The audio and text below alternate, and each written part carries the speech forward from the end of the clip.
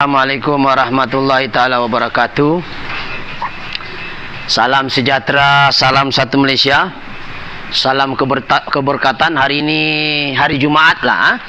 Hari Jumaat bersamaan dengan penggambaran hari ini, tarinya ialah 5 hari bulan.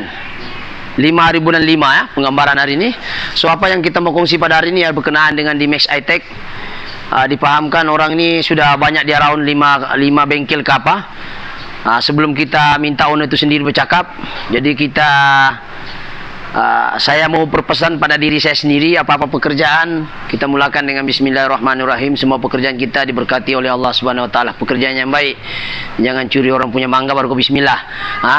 Okey, itu sedikit perkongsian. Hari ini kita bersiaran langsung dari 3M Auto Workshop, Kota Kinabalu, Sabah, Malaysia.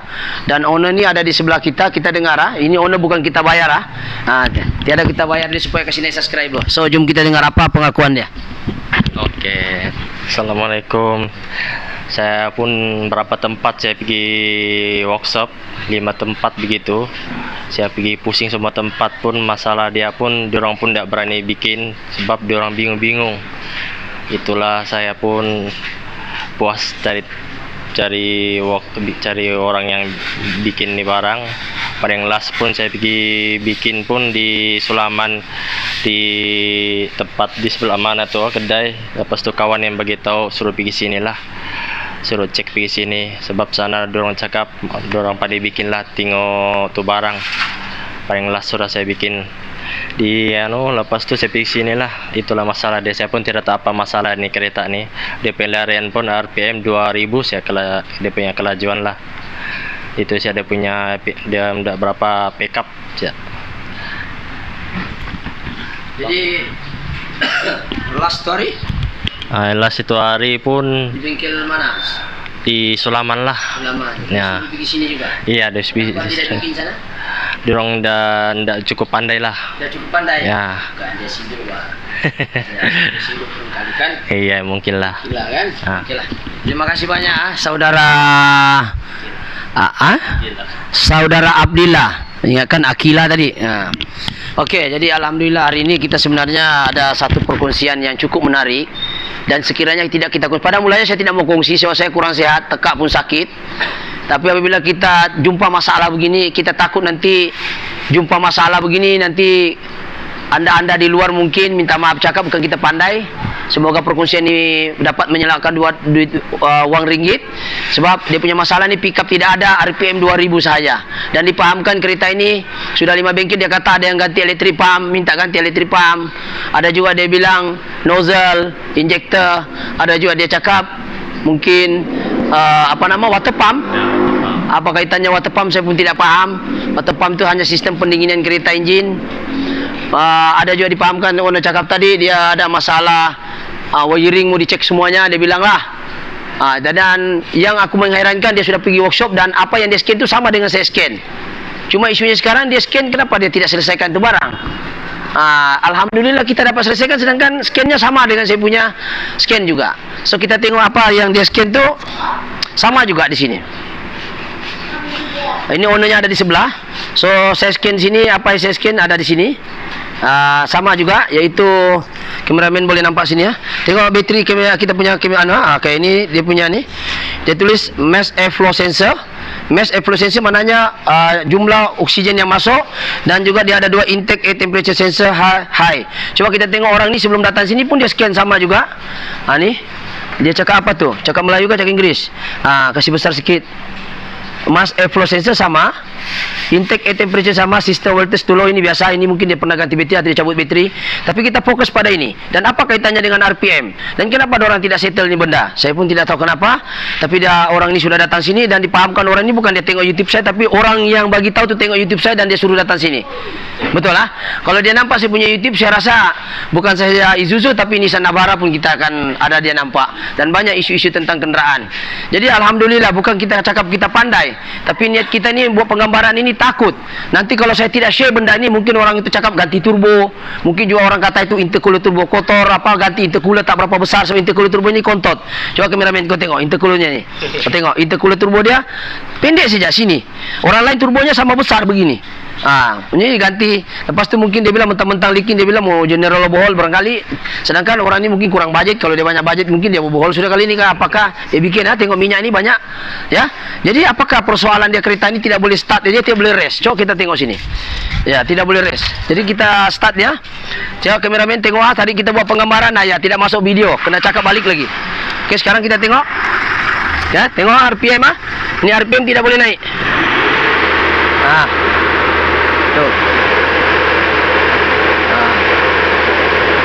Okey. So, kenapa tidak boleh? Ini kaki saya pergi lantai sudah ni. Sampai di lantai sudah. RPM 2000 saja. Tidak boleh laju. Jadi kita matikan balik ya. Kita matikan enjin sebab bising. Jadi sekarang masalahnya sekarang tidak boleh race 2000 tu kalau cakap Saga FLX barangkali yang auto. Saga FLX memang kau takkan boleh race kalau tidak jalan tayarnya. Itu Lotus punya teknologi. Tapi ini D-Max tidak ada istilah begitu. Kalau Toyota tidak ada. Kau race sampai lantai itu RPM 7000 lah dia full. Kalau 6000 lah, kalau 9000 lah. Okey, jadi kita terpaksa bercakap banyak sebab ini mic ini macam mau mati sudah baterinya. So masalahnya satu saja yaitu pin. Pin dia ini rosak. Saya tarik ya. Sini kameramen tengok. Dia punya punca adalah ini. Kita tengok nih, nampak nih. Ini sahaja tercabut dan pecah soket dia, dan dipahamkan ini soket dia pun tidak ada, takut tidak gigit, dan pin di sini bengkok. Kita sudah kasih lurus Coba ambil satu nanti kita minta saya punya pomen yang kasih lekat balik sebab tangannya keramat. Kalau tangan saya kadang tidak touching, tapi kita tahu memang masalah di sana lah. Nanti kita suruh dia pasang. So kita akan airflow sensor dia kawin dengan I80 sensor. 3 wire adalah MAP sensor, 2 wire adalah I80 sensor. I80 sensor adalah intake air temperature, dia yang membaca berapakah suhu di luar, dan daripada data tu tadi dia akan hantar ke ECU untuk dia adjust untuk stabilkan enjin. Saya kalau musim sejuk, musim salji, dia tidak tahu pun salji di luar. Siapa yang kasih tahu? I80 sensor. I80 sensor tu mana duduk? Dia sudah kawin dalam sensor ni sekali. Kalau macam Biba, Maybe dia asing. Dia asing. Okey, so sekarang kita buka, dan sekarang ini dia bengkok ni pinnya satu sudahlah pecah, bengkok lagi, tidak touching lagi.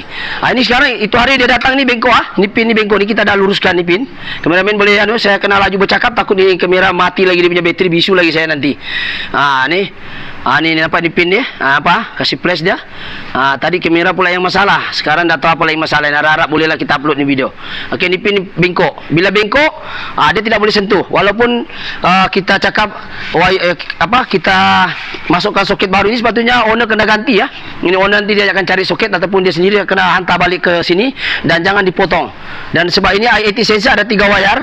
So kita kena study dulu 3 wire adalah I80 sensor, dan 3 wire adalah mass airflow sensor, 2 wire adalah I80 sensor. Dia kawin 2 dalam 1. Ini dia baca udara masuk sini, dia jumlah, dan dalam masa yang sama dia baca berapa suhu di dalam. Dia ada dalam ni ada electronic sensor. Ini tidak boleh kotor juga.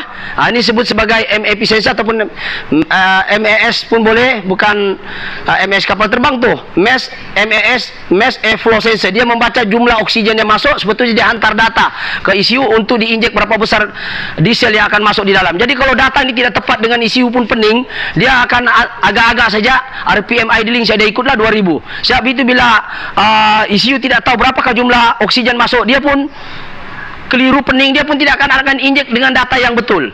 Sebab itu dia semput, dia tidak mau naik 2000. Bukan sebab APP sensor. APP sensor tu dekat kaki tu ada nama acceleration position sensor. Dekat kaki tu ada. Pun boleh jadi juga, tapi ini bukan itu isunya. Sebab apa yang kita scan itu pencarian kita lebih kepada MAS dan juga I80 sensor. Untuk kereta model Toyota dan juga petrol, banyak kan dia gabung, kawin 2 dalam 1. Ini bagusnya ni, dia kawin 2 dalam 1. Biasa kita dengar kawin 1. Itu yang macam ini.